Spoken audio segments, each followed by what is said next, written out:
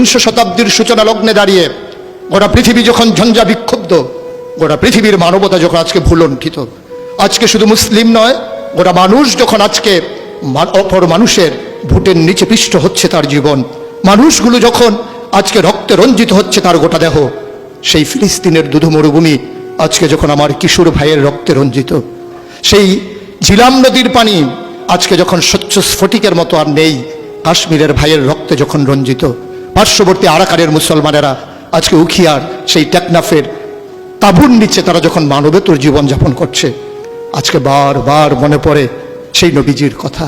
তিনি যদি আজকে আসতেন কোনো একটা ভূখণ্ডে, আমরা যদি দৌড়ে দৌড়ে তার কাছে যেতে পারতাম, ওটা মানবতা যদি বলতে পারতাম মুক্তি চাই, স্বাধীনতা চাই, ভোটের নিচ থেকে জীবন চাই, তিনি হয়তো আঁকড়ে ধরে বলতেন এখানেই শান্তি, চলে এসো উদখুলু ফিস সিলমি কাফা, তাহলেই তোমাদের জন্য প্রশান্তি, তাহলেই তোমাদের জন্য মৃত্যুর স্বাভাবিক মৃত্যুর গ্যারান্টি।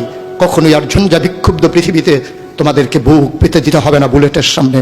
যদি এমন হতো, আমাদের কথাগুলো হতো কোরআনের কথার মতো, ওয়ামান আহসানু কাওলাম মিম্মান দাআ ইলাল্লাহ ওয়া আমিলা সালিহান ওয়া ক্বালা ইন্নানী মিনাল মুসলিমিন। আমাদের তাগিদ জুতে হতো এমন, উদখুলু ফিস সিলমি কাফা, ইসলামে পরিপূর্ণভাবে চলে আসো। আমরা যদি সে কথা থেকে দূরে সরে আসতে পারতাম, আফাতুমিনুনা বিবাযিল কিতাব ওয়া তাকফুরুনা বিবায, কতই না সুন্দর হতো।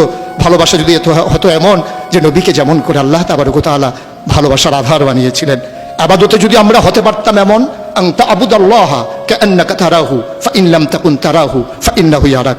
আমরা যদি সফলতা এমন হতে পারতাম, কাদ আফলাহাল মুমিনুন আল্লাযীনা হুম ফী সালাতিহিম খাশিউন। আমরা যদি দীপ্ত শপথ গ্রহণ করতে পারতাম, ইন্না সালাতি ওয়া নুসুকি ওয়া মাহইয়ায়া ওয়া মামাতি লিল্লাহি রাব্বিল আলামিন। আমরা যদি নিজেদের কুরবানির নজরানা এভাবে পেশ করতে পারতাম, ইন্নাল্লাহা ইশতারা মিনাল মুমিনিনা আনফুসাহুম ওয়া আমওয়ালাহুম বিআন্না লাহুমুল জান্নাহ।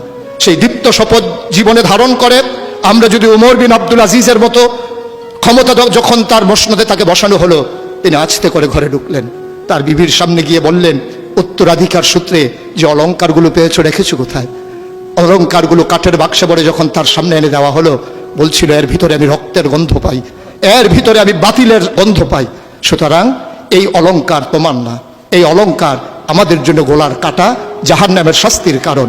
তিনি সবগুলো অলংকার রাষ্ট্রীয় কোষাগারে জমা দিয়ে চোখের পানি ফেলে দিয়ে বলেছিলেন, পূর্বপুরুষের দায় পরিশোধ করলাম, পূর্বপুরুষের দায় পরিশোধ করলাম। তিনি সেদিন বলেছিলেন, সবার ঘরে যেমন রান্না হবে আমার ঘরেও তেমন রান্না হবে।